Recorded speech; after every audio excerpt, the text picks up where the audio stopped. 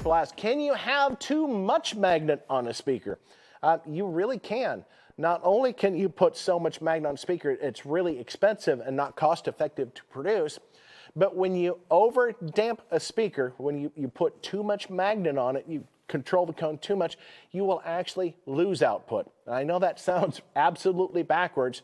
The bigger of the magnet you put on a subwoofer, the less output you get because it actually dampens the speaker. It changes the electrical properties, it changes the balance of the speaker, and you will actually get less output from a speaker by putting a bigger magnet on it, especially when you get into the low frequencies. Now, some of the other things that happen with magnets and low frequencies and, changing the magnet structure, you'll see some people that'll take, say a speaker like this and they'll put a magnetic ring on the back of it. What they're saying, well, hey, I'm trying to increase the magnetic performance of that speaker to make it better.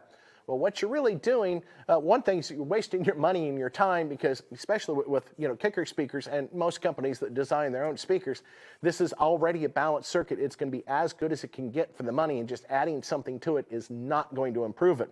But if you put a magnet on the back that matches up with the polarity of the magnet we have on the speaker already, it's not going to really give you any benefit because what we want, that magnetic energy, is going to flow from the back plate through the magnet, through the top plate, through the pole piece and back. If I stick another magnet on the back of that, it's not part of the magnetic circuit. It does not really affect the performance of the speaker unless it becomes so great it actually changes the magnetic properties, actually pushes the magnetic field because it's so strong away from the gap that we have in the speaker to begin with. Now, people are asking, well, what about magnetically shielded speakers? Well, that's what they call a bucking magnet. So what we'll do is we'll take another magnet similar to this one in size and strength, and we're going to invert it and put it on the back of the speaker. And what that's going to do for us is that's going to help contain that magnetic field from escaping into the atmosphere. And that's the other thing that speakers, run into a lot is, the efficiency, the losses. As that magnetic energy escapes or goes into other mediums, we start losing magnetic energy.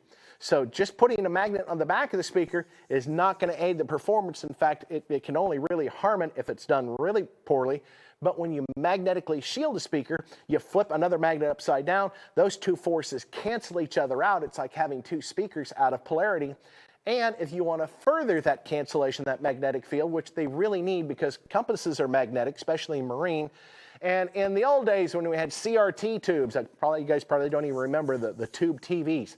That was done with magnets. You put a magnet too close to the TV, it changes all the colors, and sometimes it goes back and sometimes it doesn't.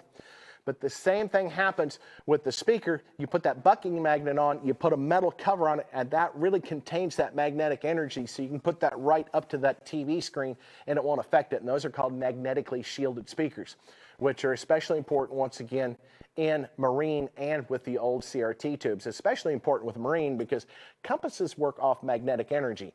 And if you've got a speaker too close to the compass of the boat, it's going to draw that to it. Now, the nice thing is with GPS and a lot of the modern technology, they're not so much always based on magnetic technology, but they're also done a lot with, with Wi-Fi and GPS and that type of global positioning. So a lot of interesting things on magnets, and a lot of, bizarre stuff to learn.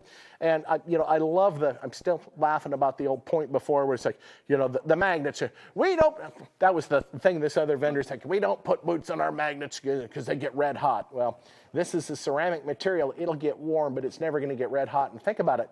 What would it take to make something this big red hot? Do you think you got enough energy going through a little voice coil to generate that much energy that you get that magnet red hot? Yeah, probably not. And if you could, that would be actually pretty scary. So magnets are, absolutely crucial for speakers, but there's right ways and wrong ways to do the magnets.